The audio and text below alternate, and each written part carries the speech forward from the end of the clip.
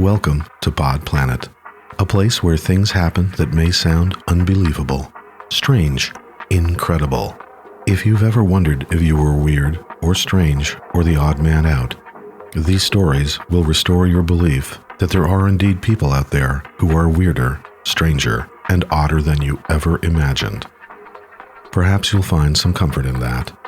Bear in mind, every story from Pod Planet is between 83 and 100% true. These are stories we have experienced, survived, and lived to tell about. And now, let us begin. Pod Planet presents Special Delivery.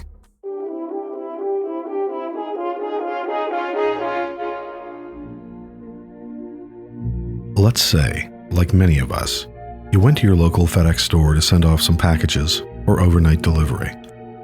Nothing unusual about that. But after you finished your business at FedEx and prepared to leave, there was an unconscious man in his mid-30s wearing a wife-beater t-shirt lying in the empty parking space next to your car. If you found yourself in that situation, would you A. Ignore the man and drive off? B. Call 911? After all, the unconscious man could have a medical condition. Or would you C. Go back into the FedEx store and alert them about the unconscious man on their property? Well, if you were my mother Nancy, you wouldn't choose option A, B, or C. You would choose option D, which wasn't really an option at all. Nancy's option D involved Nancy sizing up the unconscious man's condition, wondering what to do, then noticing a party taking place on the porch of a house across the street. It was a weekday in the middle of the afternoon. A group of men in their 20s and 30s were smoking, drinking from 40-ounce bottles, laughing, and listening to music. So Nancy, having selected option D, put her FedEx shipping receipt in her car and decided to cross the street, approach the house, and interrupt the party on the porch. "Excuse me, gentlemen," Nancy interjected. The party fell silent. No doubt, Nancy was a little overdressed for the occasion. Matching sweater set, string of pearls, color-coordinated handbag on her forearm. You get the picture. "Sorry to bother you," Nancy continued, "but do any of you happen to know that man lying in the parking lot?" There was a pause. Then the men broke out laughing. One man with a wispy blonde mustache spoke up. "Dang that Randy," he said. "I keep telling him 3 o'clock in the afternoon isn't pass-out time." So Nancy asked if maybe there was a wife or a girlfriend or someone who could drive down to the parking lot and give Randy, the passed-out man in the parking lot, a ride home. "Randy's wife, she done left him 6 months ago," the man said as the porch party began to regather its steam. Meanwhile, the man with the wispy mustache continued. "So is that your car parked next to Randy?" he asked. Nancy, my mother, acknowledged that the Toyota Camry parked next to the unconscious man was indeed hers. "Well, I'll tell you what," said the man. "Randy lives in a trailer court right next to mine. I can help load him into the back of your Camry, and then we can give him a ride home so's he can sleep it off." I can't remember why my mother thought this sounded like a solid plan. I mean, how does a simple errand like going to the FedEx turn into this kind of thing? But apparently, Nancy was too far down the path to turn back now. Before long, Randy was stretched out on the back seat of Nancy's Camry, and the wispy-haired man hopped in the passenger seat. "Trailer court's not too far from here. I'll give you directions, and we'll have him home in no time." So Nancy started up her car and backed out of the parking space. "My name's Dwayne, by the way," Nancy's co-pilot told her. "Dwayne, you know, it's like the name Wayne, but with a D in front." "Oh hey, you don't have a lighter, do ya?" Dwayne asked. "Left mine back on the porch." Nancy didn't have a lighter handy. "You mind if we stop at the 7-Eleven on the way?" Dwayne asked. "I need me a lighter and some beef jerky." Nancy explained that she had a choir practice at her church in 45 minutes, and she really didn't have much time to spare. So Dwayne, the co-pilot, soldiered on, giving Nancy directions to the trailer park. "Take a right here, a left here, another right here, and go 2 blocks past the Dollarama, and turn left again at the stop sign." Dwayne barked out instructions one after another. Meanwhile, as she drove, Nancy became increasingly anxious. Her hands gripped the steering wheel tighter and tighter. With Randy still dozing in the back seat, Nancy and Dwayne pulled up to a red light. While they were waiting for the light to change, Dwayne looked over and slowly sized up Nancy.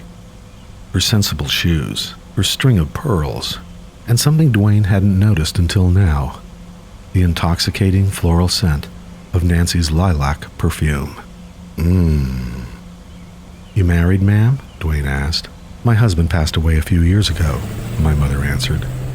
After a pause, Dwayne popped the question every 72-year-old Good Samaritan is waiting to hear. So then, asked Dwayne, what do I have to do to get me a piece o' that? A piece o' that. A piece of that, meaning my choir-singing, Toyota Camry driving, 72-year-old mother. After considering the choices dear old Nancy had made up to this point, Nancy decided to move on to option E. She pulled over to the curb. Listen, Wayne, Nancy announced. It's Dwayne, ma'am. Whatever, she replied. She was, after all, the senior warden at the Episcopal Church, and she knew how to lay down the law. I want you to keep your hands and your deeply impure thoughts to yourself, and I want you to get your friend Randy, and both of you get out of the car this instant. So, pulled over to the side of the street at a busy corner during rush hour, Dwayne grabbed his friend Randy out of the back of Nancy's car and onto the grass next to the street. Thanks for the ride, Dwayne told Nancy. And you know, we party on that porch on Wednesday afternoons pretty regular. So if you're down by the FedEx, just stop by and say you're a friend of Dwayne's. And feel free to bring any of your lady friends.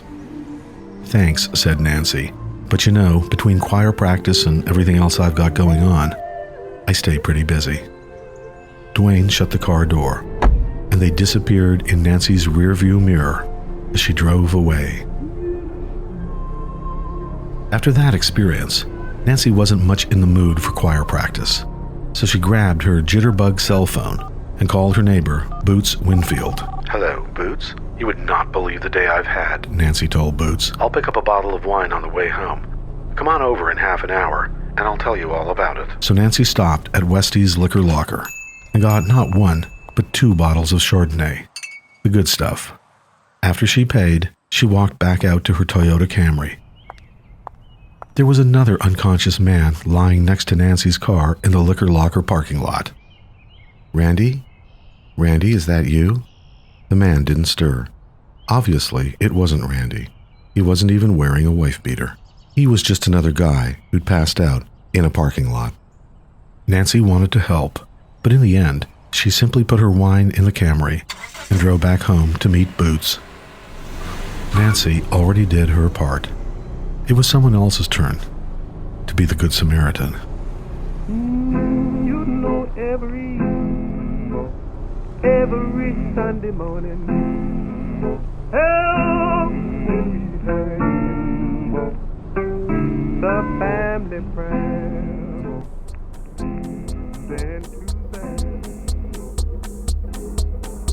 to You've been listening to Pod Planet Season 1. Pod Planet is written and produced by Peter McHugh and Clive Desmond. Audio and digital support for Pod Planet comes from Oliver Wickham and Aidan Vickery, 2 of the best and brightest young minds in audio today. Theme music for Pod Planet Season 1 was composed and produced by Richard Suddy, aka Telegraphy, from Detroit. Look for Telegraphy's FMA link in the credits section of our webpage. Richard Suddy is an amazing artist, and you'll want to hear more Telegraphy. Every Pod Planet episode contains some fantastic original music, much of which is courtesy FMA. If you'd like to hear or know more about the composers from this or any episode of Pod Planet, look for their links in the episode credits section of our webpage. These musicians are amazing, and you'll want to take a listen to their work. And special thanks again to FMA.org. And if you haven't subscribed to Pod Planet yet, subscribe now. Go to our webpage, podplanet.org, Podplanet's one word, and click on subscribe or hit follow on whatever podcatcher app you're using. You'll find Pod Planet on Stitcher, TuneIn Radio, SoundCloud, iTunes, Libsyn, YouTube, and many others. And follow Pod Planet on Twitter, Facebook, and Instagram. Links on our webpage. Pod Planet is part of PRX, the Public Radio Exchange. So if you're a radio station that would like to add Pod Planet to your schedule, look us up at prx.org. PRX can set it all up. We love to hear from listeners, so please leave your thoughts or questions in the comment section on our webpage. And be sure to recommend Pod Planet to your friends. Send them our link, podplanet.org. Pod Planet would like to thank Lydia, Lola, and Tattoo Sound and Music in Toronto, as well as extra special thanks to Monique Kelly for her guidance, insight, and never-ending support. This is Pod Planet Season 1. We'll be back in 2 weeks with a new and startling episode. Until then, on behalf of Peter McHugh and the whole Pod Planet team, thanks for listening. I'm Clive Desmond.